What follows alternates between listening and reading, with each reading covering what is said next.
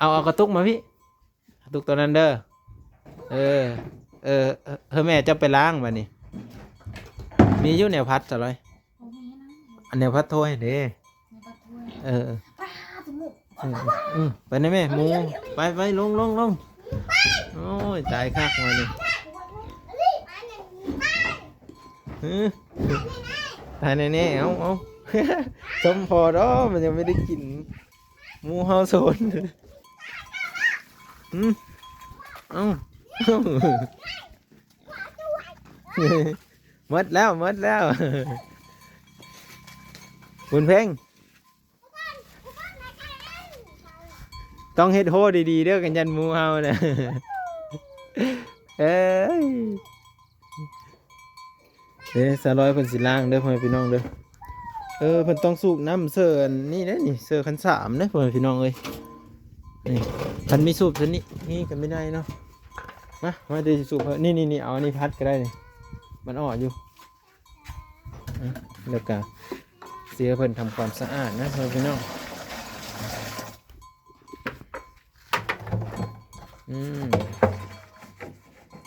มันอ่อนอยู่บอกว่าตอนนี้ออกเอาสไลด์นะมันเป็นขี้เถ้านะสไลด์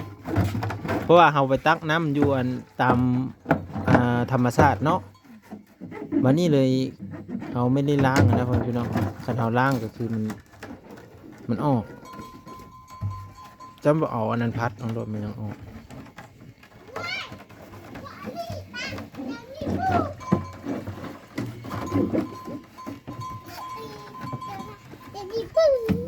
คุณแม่คุณเป็นคนสวยเอาได้ครับไม่ได้อาบน้ำจะเชื้อก็มีสูตรป้าพืชเนาะพืชดีจัง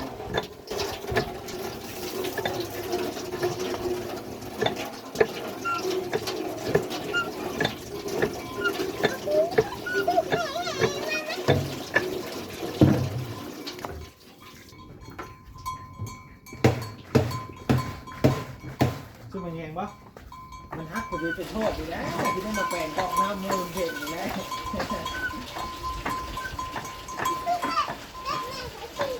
เนี่ยจะสูบไปไหนจะสูบไปแล้วใช่ไหมแม่นบ่จะไปแล้วนี่จะได้นี่เหรอต่างนี้อันนี้เครื่อง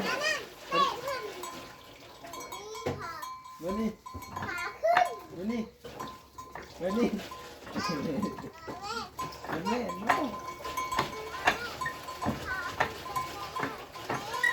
เดี๋ยวเราเด็กขึ้นนะเป็นมาตรสูตรเดี๋ยวนี้ว่าเฮ็ดเอาพิษขนมมันอ่อนว่าเดี๋ยวนี้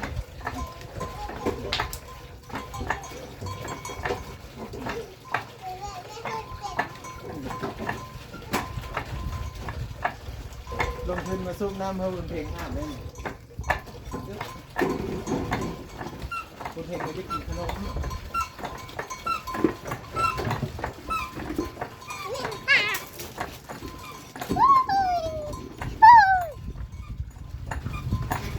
าที่เต็มเลยนะ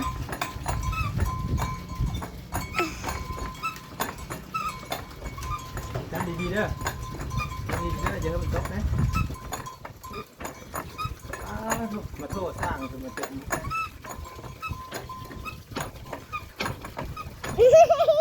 เป็นนี่ป่ะเป็นไงขึ้นเป็นพอป่ะยังสภาพร้ายเลย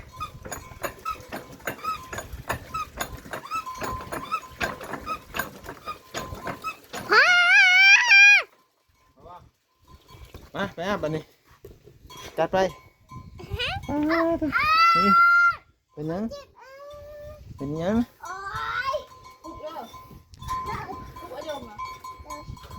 เอาพวกเอานี่ป่ะเอานี่ตัวนี้หุกแข้งเนาะใส่ตัวนี้จะเอาไปหุกแข้งเด้หุกแข้งให้งามๆนั่งตั้ง ใช้ตังค์ค่ะได้ปะอาบไปพูดเลยโอเคเอายังตักเอากระบวยมาเพิ่นหน่อยเด้อดูสาวจะสีอาบน้ำแล้วเด็บบุญรถหน่อยนะอย่าลืมหุกแข้งนะผมมีหุกแข้งนี่กินขนมด้วย นี่ของมันนี่ ใช่ ดีกันนะ โอ้เอาตัวนั้นหุกเนาะตัวนี้ดิตัวนี้เอาหุกวะหุกเด็บมีแมนซีเอาไปพัดนี่ได้มีเธอพัดได้ตัวนี้ได้มีเธอทูนี่เด้อ เด้อ โอเคจ้ะ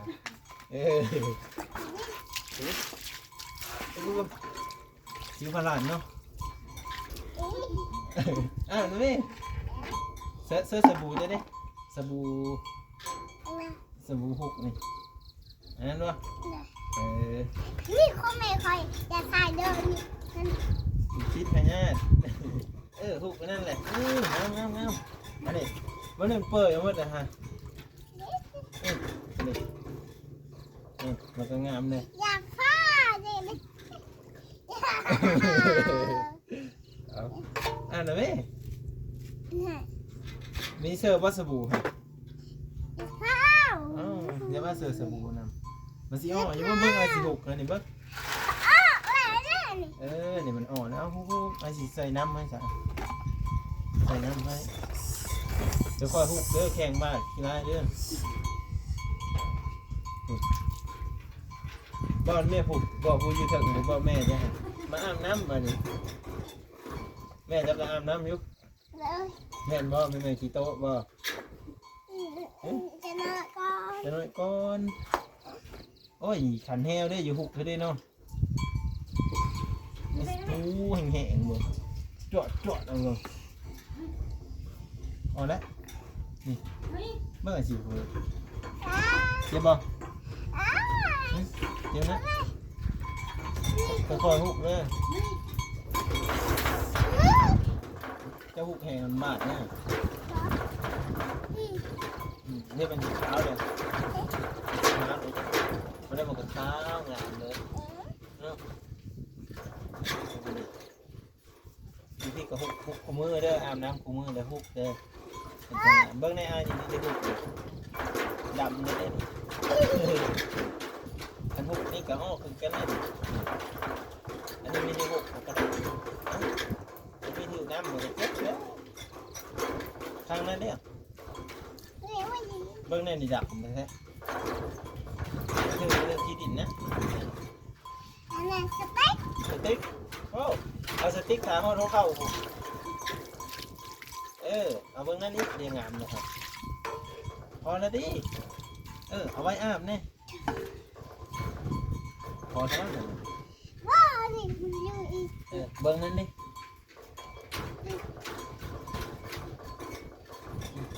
เป็นเนื้องามว่ามันอ่อนมันเนาะมันก็ขาวเลยครับผมจะมีอาบน้ำมันกระดับแล้วนี่ FC เห็น FC ก็สิว่าโอ้ยบนเพ่งนะมีอาบน้ำนี่มันสิอาบน้ำได้บนเพ่งได้สิได้เป็นลูกสาวอันก็เลยเด้เนาะวันนี้เนาะพี่คนไทยเอาไปเล่งเข้าเห็นอยู่ไทยเป็นนั่นเลยเนาะบนเพ่งไปยุบไปเข้าเห็นอยู่ไทยเป็นยังเอาไปอยู่ในFCเลยฮะมาไปกินฮอดแม่บ่เป็นโฮงแม่ฮะตอนแม่เจ้าสักอยู่ป่าน่ะจะเห็นอะไรจะมาเอิญขนนะบ่จอยเอิญบ่จอยเอิญบ่หนงบัดแม่จะได้สะเห็นคนนั้นนี้ เอิญสร้างเอิญสร้างพอนุชเพิ่นกระแล่นมาบ่บ้าเลยเพิ่นเห็นนั่นมันเวียงไว้จับมันดึงมันดึงผมบุญเพลงห้องรถมันบ่บุญเพลงห้องแห้งรถบุญเพลงนี้แต่ยาเนื้อไปแล้วเสือน้อยนึงอันนี้ โอ้จบนี่ฮุกอยู่นี่นี่ดำๆนี่อันนี้ ดัก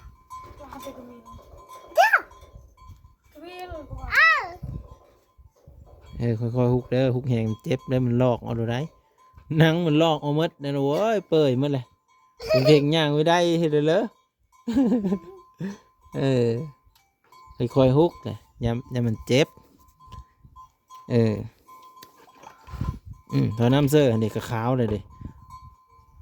บันนั้นก็ฮุกเล็บมืออีบันนี้เอาบุรถฮุกเล็บมือก็สวยเลยแหละสวยงามเลยนะบุญเพ่งนะแต่ละมือก็เฮ้แม่ฮุกเฮ้นำเด้อบันอาบน้ำเด้อมาแต่โรงเรียนก็อาบน้ำแล้วก็จังกินข้าวเนาะ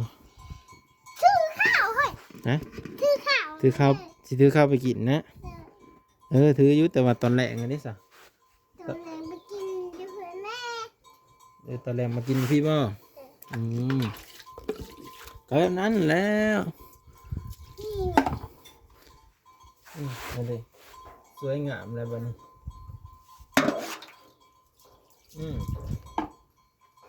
ฮุกแล้วบ่อยู่แข่งนะ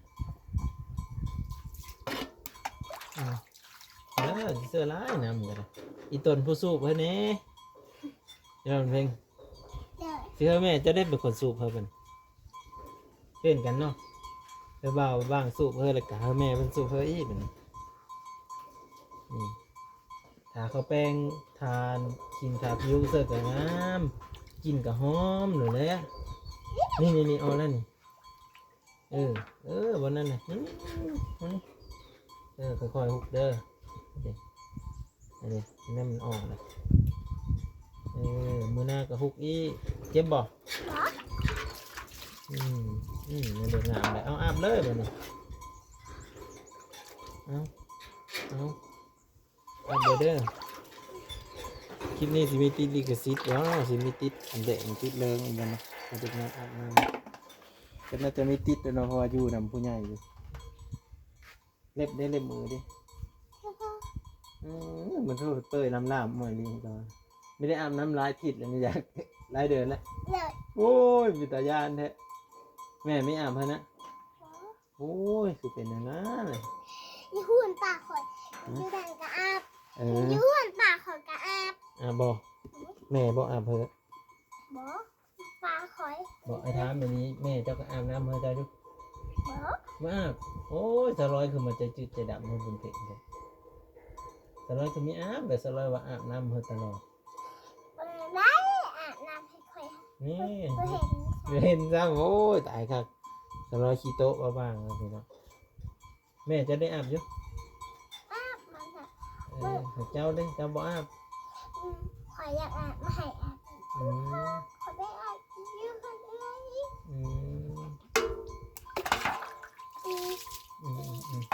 นี่ก็งามเลยฮุกเล็บนี่ตินี่เป็นยูฮุกเล็บเอาอันนั้นติเอาบุรถนะหุกอันนี้ก่อนนี่นั่นดิโอ้ยขนบางงามนึงอาบน้ำก็งามเลยเห็นเลยจะไปป้าขี้ลายเจ้าก็สีดำปื้อๆเขาเลยเหมือน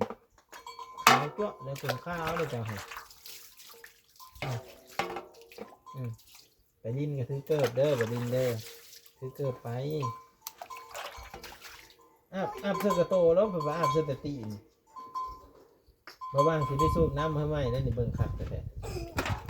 อาบเสื้อกระโตด้วยนี่โอ้ยกันใจนี่เอาอี1 2 3ตัวโอ้ยหนาวบ่มีเย็นเพื่อขนม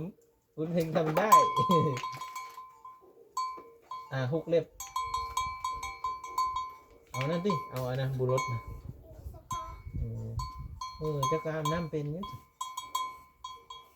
แม่เนี่ยไม่อาบเพื่อพ่อได้อาบเพื่อยุยังไก่พ่ออาบน้ำยุอาบบ่แม่ได้สักอาบหมดน้องก็อาบลูกคนไม่อาบเพื่อคุณเพ่งแม่ไม่อาบน้ำเพื่ออาบเองโลดเนี่ยเลยเป็นสาวเอานั่นฮุกนี่จุ่มมานี่เห็นบ่เล็บเขาดำพอมียุ่มีตาเล็บไอสิตาเธอเขาง่ายกว่ามีสัก ของอันนี้แต่ว่าอันไม่ได้ถือมาเอามาตัดเนาะแต่เล็บอ้ายกันยังดับเพื่อน เล็บตัวนี้ไปได้ด เล็บตัวนี้เล็บตัวนี้จ้ะดันมาย่าเป็นพญาติเด้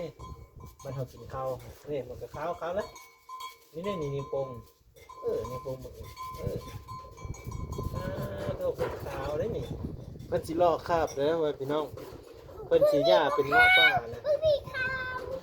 ขาวแบบนั้นแหละแต่ถ้าไปลิ้นน่ะไอ้ดำก็สิตื่นแล้วอ้าวดูเก่งขาว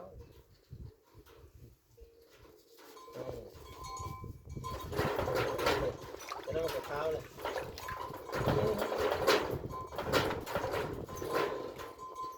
จะได้สู้เขาเมื่อนะครับทุกวันนี้บ่บัดนี้ หนูขั้น สักเครื่องได้เป็นนี่แต่ โด อย่าเห็นบุญเพ่งสักเครื่องวะทุกคนบุญเพ่งที่สักเครื่องง่ายเบิ่งพร้อมเหมือนนี่เนาะทรงกับเสื้อตัวนี้ร้อยสักเลยเด้อเดี๋ยวสิเสิร์ฟน้ำเลยพวกเบิ่งนี่ดูแบบร้อยขาวงามแล้วนะบุญเพ่งผลงามอยู่แล้วนะเอาอันนั้นฮุกป่ะเอาบุญรถฮุกก่อนฮุกเบิ่งนี่แต่ว่าจับเอาเบิ่งนั้นจับฮุกเบิ่งนี้นี่เด็กจะเริ่มงามเจ็บเอาเบิ่งนี่นี่มันอ่อนแล้วยังไม่หนึ่งเจ้าไปเลยมันอ่อนเป็ดเนี่ยมันเอาเลยเบิ่งดูนี่จ๊ะเอ๋ยังจะน้องก็อ่อนเลยฮุกค่อยๆฮุกได้ยันบาทนี่เป็ดเนี่ยเบิ่งมันสิพอว่าน้ำนี่เนื้อไอซุปเฮ้ยฮะพอป่ะสิพอสิวะเอ้าก็สิล้างเสนี่ล้างเสเลยแล้วสิอาบน้ำอยู่นี่เลย โด อ๋อในตีบุรถนะเอาไปพอแล้วนี่เบิ่งไอ้ตัวนี่นั่นคือเป็นจังซี่มันสิอ่อนอยู่วะนี่ บ่อ้าวก็ดีอ่ะเอาไว้อยู่ดิ โอ้ยสิแผงมันเลยเพิ่นรู้เลยเบิ่งนั้นนี่มันยังออก ยังมันจะดี หกดูก็มันขาวๆดูคนขาวเป็นสีปลามันดำอ้าวเลยบ่นี่จะนั่นยังให้แม่เจ้าวีให้ไหมเนาะให้แม่เจ้าเปียเป็นบ่สิใส่หน้าอีกว่าใส่นั่นนะแล้วมันกัดสบู่กัดสิเป็นสิวแบบอ้ายที่ได้ทุกเสื้อแต่กระโตมันเข้าตาด้วยว่ามันเข้าตา บ่าว่าเข้ายังเข้าอันนี้ นี่อาบแต่กระโตซื้อๆซะพอว่าน้ำนี่เด็กใส่งามปิ้งลิงนุ่งเสื้อเข้าไปให้งามลงไปอาบเสื้อกระโตนี่ที่มันมีเป้ทางหลังเมื่อเดี๋ยวบาสูบน้ำเพิ่มยันบุญเพลงเพื่อนนั่นมีขอทุกคนเนาะ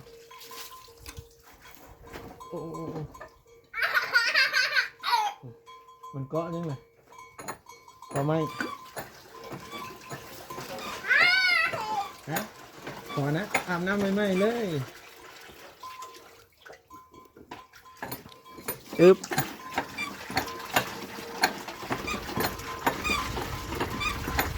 บุญเพลงฮดพักไปเลยได้ค่ะ มาลูกเอากับแม่คอยนั่ง ยี่เสือเกือบจะหายยี่ใส่เกือบใส่โอ้เกือบงามเบิ้งเสียวให้นี่เอาเหนียวเอาเล่นทางหลังค่ะเบิ้งเบาเบิ้งใส่เล่นสบู่ใส่สบู่นี่ดิใส่สบู่ก่อนใส่สบู่แล้วจึงสาวย่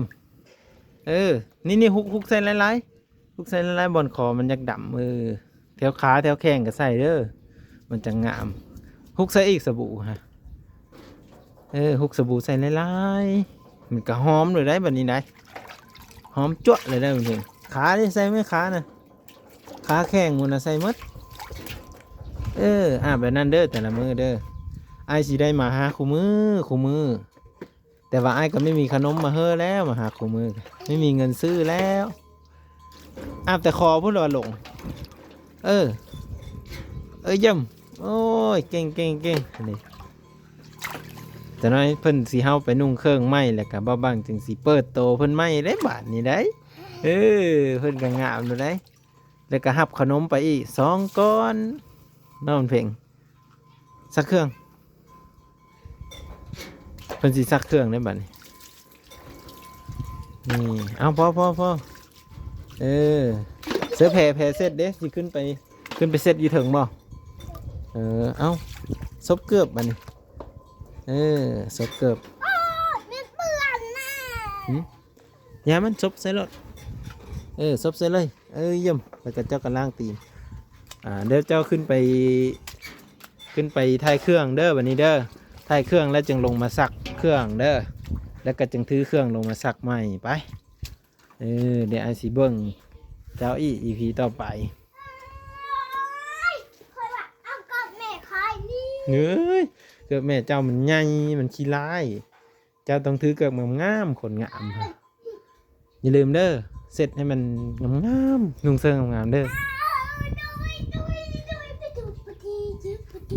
อย่าลืมเอามาซักเด้เสื้อตะวันเปะฮะไปเดี๋ยวไอซีรอติดตามเบิ่งตอนเจ้าออกมาไหมบัดนี้ไปทุกคนกะ